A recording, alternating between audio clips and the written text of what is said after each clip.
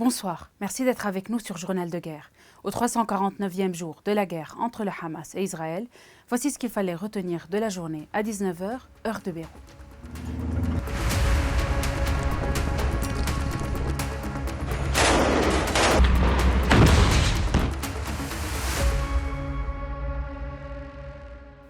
Tout d'abord, un point sur la situation au Liban. Des avions de chasse israéliens ont franchi le mur du son, à basse altitude, au-dessus de Beyrouth et de plusieurs régions libanaises. Quelques minutes plus tôt, ces mêmes avions avaient survolé la capitale à très basse altitude, lors d'un raid fictif, simultanément au discours du secrétaire général du Hezbollah, Hassan Nasrallah. Ce dernier s'est adressé aux dirigeants de l'État hébreu, affirmant que la population israélienne ne pourra pas retourner dans le nord d'Israël tant que l'agression contre Gaza ne sera pas stoppée.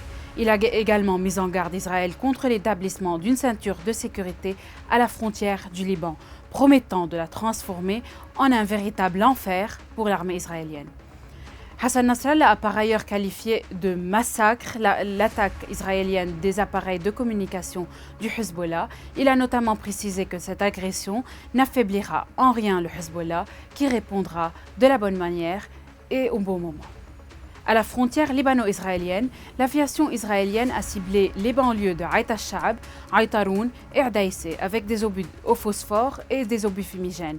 Kfar Kila, Khiam, Beit Leif, Aït al-Sha'ab, Ramiya et Jabal Ballat ont également été visés. D'autres frappes israéliennes ont touché Taïbé, Salhani, Maïs el-Jabal et Blida. En riposte, le Hezbollah a mené une série d'attaques contre une position de l'armée israélienne à Al-Marj, affirmant avoir causé des morts et des blessés. Il a également lancé une attaque aérienne contre le nouveau quartier général du commandement de la brigade occidentale à Yara, ainsi que contre des emplacements d'artillerie à Beit Halal. Le Hezbollah a en outre revendiqué l'attaque d'un véhicule de l'armée israélienne près de Tel Hay, en Haute-Galilée, ayant causé plusieurs morts et blessés parmi les soldats israéliens. Cet incident a entraîné des affrontements armés le long de plusieurs points de la frontière nord. Les médias israéliens ont rapporté que des roquettes tirées depuis le Liban ont atterri dans la colonie de Margalio, dans le nord d'Israël. Par ailleurs, le porte-parole de l'armée israélienne, Avichai Adrae, a confirmé que 7 bâtiments militaires du Hezbollah ainsi qu'un dépôt d'armes avaient été ciblés.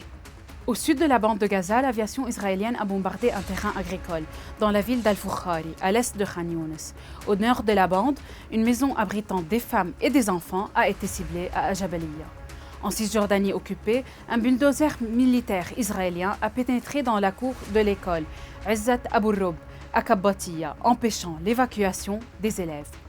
Le bilan humain depuis le début de la guerre à 19 h, heure de Beyrouth, est le suivant. Du côté de Gaza, le ministère de la Santé de l'enclave a rapporté hier 41 272 Palestiniens tués depuis le 7 octobre. Du côté israélien, environ 1200 décès ont été officiellement enregistrés par Israël depuis le début de novembre 2023. Un chiffre qui reste inchangé selon les données officielles, malgré les annonces régulières de soldats morts au combat. L'armée israélienne a toutefois annoncé la mort d'au moins 368 soldats à Gaza, en Cisjordanie et à la frontière libanaise. Sur le plan diplomatique, le secrétaire d'État américain Anthony Blinken est arrivé il y a peu au Quai d'Orsay à Paris pour participer à une réunion sur le Proche-Orient sous l'égide de la France, alors que les attaques israéliennes visant le Hezbollah au Liban exacerbent les craintes d'une guerre totale dans la région.